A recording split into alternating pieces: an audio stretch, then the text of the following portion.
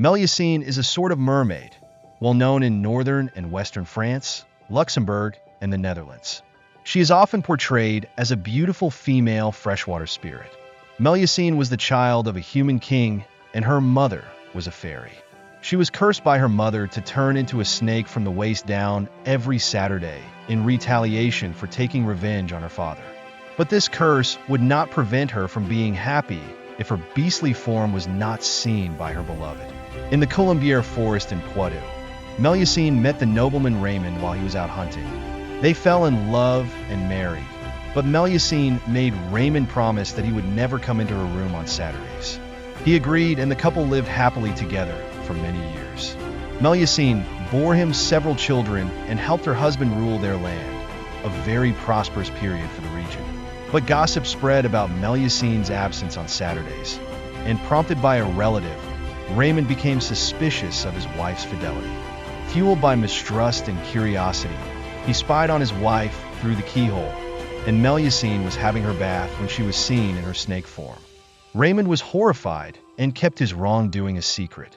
But in one impassioned moment during an argument, Raymond called Melusine a snake, and this was evidence that he had broken his promise. Betrayed and distraught, Melusine was forced to abandon her beloved husband and children because of the curse.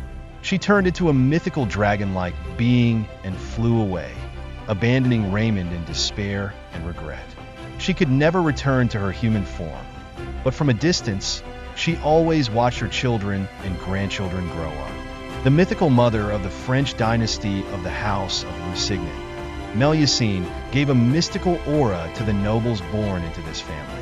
Her mythical figure came to be seen both as a protective mother and as a source of mystery and power transcending the natural world. Also known as the snail, Le Caracole is a mythical creature from French folklore, described as a large, slimy being with both snail-like and serpent-like features, including hairy tentacles and a large shell. Le Caracole resides in a cave beneath Hastings, a town in the Lilands region of southwest France. The Caracole is a dreaded creature, lonely and regarded as highly territorial. Its stories tell how it would spring out of its cave at night to hunt its meal and devour wild animals and even people. As legend has it, the ooze left in its wake was extremely poisonous. Nobody would dare go near the creature because they could be snatched by its powerful tentacles and dragged into its cave where they would be devoured. It particularly favored the flesh of young women. So bear in mind when you're enjoying an escargot in a typical French brasserie that Le Caracole's next meal may well be you. A legendary figure from French folklore, the Tarasque comes from the traditional folk tales of Provence in southern France. The Tarasque is portrayed as a fearsome monster featuring a jumble of animal traits: a lion-like head, dragon scales, a tortoise shell, and a tail containing a poisonous scorpion stinger. The Tarasque legend is tied to the story of Saint Martha, who arrived in the Tarascan region and heard that a creature was terrifying the local population. The story goes that Saint Martha tamed the monster with her faith and prayers, succeeding in subduing the beast, which then peacefully followed her into town. But the townsfolk, overwhelmed by fear and a desire for revenge, killed the creature in a rage. Saint Martha mourned Tarasque's death and lectured the townspeople on the need for mercy and forgiveness. This event is honored to this day at the Tarasque Festival in Tarascon. From a symbolic perspective, the Tarasque stands as the embodiment of the monster to be defeated, a common theme in many cultures and mythologies. The legend depicts the victory of good over evil, of civilization over barbarism, and of Christianity over pagan beliefs, reflecting the transition from medieval Europe to the Christian era. The Tarasque's popularity in French folklore shows the importance of myths and legends in building a region's cultural identity. The creature not only fulfills a significant role in local traditions, but also contributes to France's intangible cultural heritage. UNESCO recognized the Tarasque Festival as an intangible cultural heritage of humanity in 2005, noting its cultural and historical value. The Ankou is a terrifying creature from the French Brittany region. It stands for the servant of death and is frequently depicted as a skeleton, donning a long black shroud, a wide felt hat, and a scythe. His face is especially hideous and frightening. It even has a swiveling head, allowing it to see in all directions. The Anku is in charge of collecting the dead souls and carrying them in its hearse to the afterlife. Its wheels squeak eerily, and it is hauled by black horses. Legend has it that the Anka position is taken by the last person to die in the month of December each year. The first person to die in January becomes Anku's servant and helps him collect the souls of the dead. Some people say that Anku is an evil being who comes to punish sinners. Others claim that he simply fulfills his task of collecting the souls of the dead. But one thing is for sure, those who walk across his path are bound to die within an hour. He is a harbinger of death. If you see or hear the Anka coming, you're going to die. But there are ways to evade death, even when the Anku is coming for you. Crossing a stream is one way. The Anka can't go through running water. The other way would be to give him a present. Anka loves tobacco, so giving him a pipe or tobacco pouch could save your life. The Anku is still a popular figure in Brittany today. It is a reminder that death is unavoidable, but also a natural part of life. French folklore describes the Babot as a legendary monstrous figure with large teeth, sharp claws, and a long tail. It lives in the woods or mountains and preys on children who stray onto its land. The Babot is the French version of the boogeyman from cultures around the world. In the United States, there's the boogeyman in Russia, the Baba Yaga, and in Austria, the Krampus. All these creatures are said to discipline children and teach them to be good. Early writings about the Babot date back to the 17th century. In a book published in 1632 by writer Isaac Lapierre, telling the story of a child who was kidnapped by the Babot. The child was found a few days later, severely injured. The Babot is a powerful creature that punishes misbehaving children. Some stories say that the Babot abducts naughty kids and takes them to his lair to eat them or keep them locked up forever. Other stories say that the Babot punishes them by giving them nightmares or making them sick. Parents often tell their children that they will be punished by the Babot if they do not eat their soup, or if they do not go to sleep on time, or if they do not behave well. In the southern French town of Rivesaltes, the Babot is the main character in a traditional carnival held every summer. The Babot legend combines folklore, superstition, and tradition. The Barbagazzi are a sort of ice dwarf in Swiss and French alpine folklore. The name Barbagazzi means frozen beard, which is a prime feature of their appearance. They are usually portrayed as small, dwarf-like creatures with long frozen beards and huge feet. The Barbagazzi are often depicted wearing heavy winter clothing, befitting their snowy, mountainous habitat. These mythical creatures dwell in the high alpine mountains and are closely associated with snow in winter. They are often said to be coy and reclusive, favoring avoiding contact with humans. The Barbagazzi are said to be superb skiers, adept at moving quickly through the snow, according to legend. The Barbagazzi are also sometimes portrayed as helpful beings who would come to the rescue of travelers stranded in snowstorms or hit by avalanches. Due to their elusive nature, they are rarely seen by humans who are not in danger. The Barbagazzi legends echo the local population's connection with their harsh, hilly environment. These stories were probably written as warning tales about the perils of the mountains.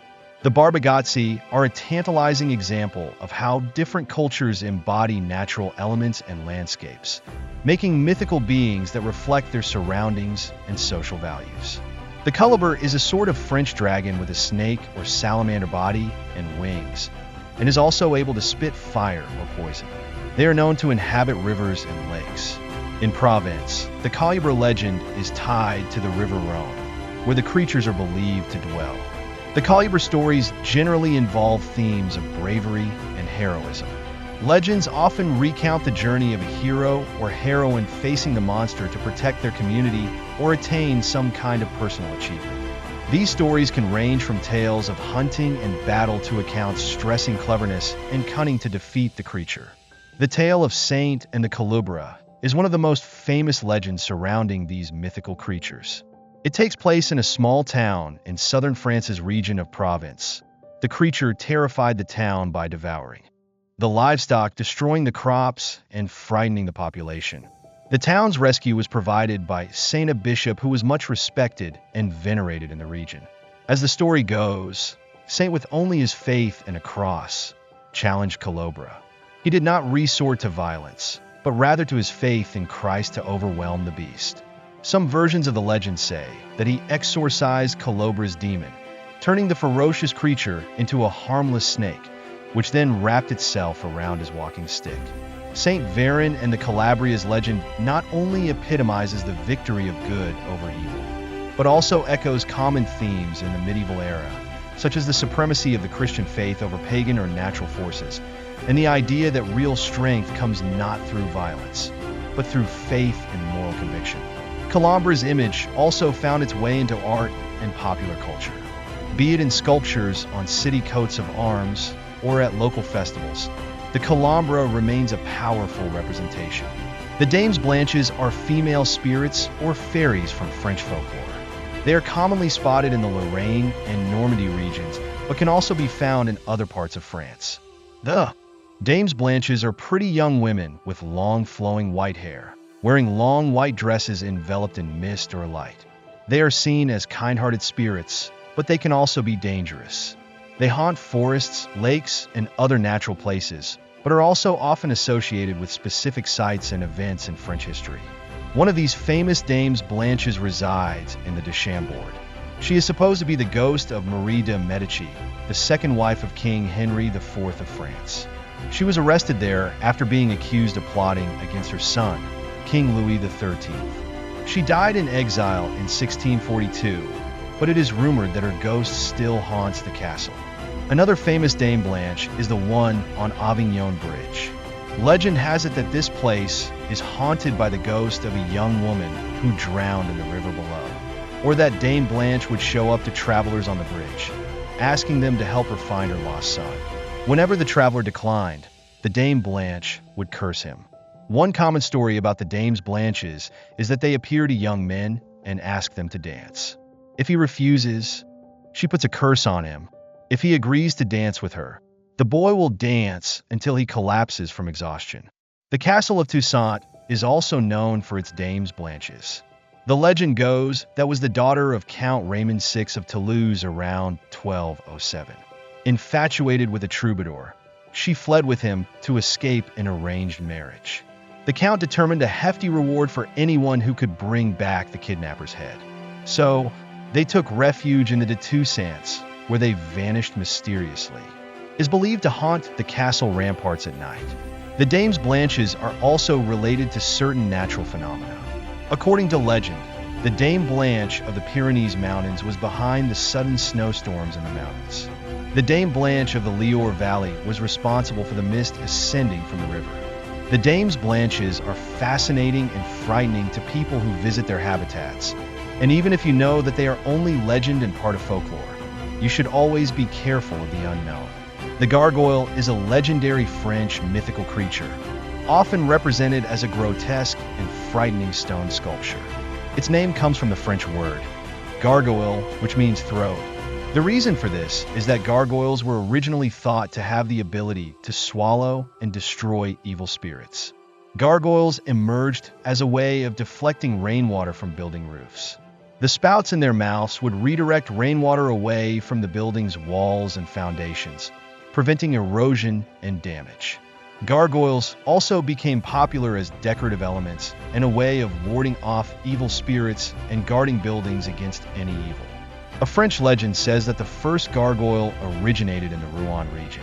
It used to be a typical dragon with bat wings, a long neck, and the ability to spit fire, tormenting people in the countryside. But Saint Romain, the Bishop of Rouen, overcame the dragon known as La Gorgule.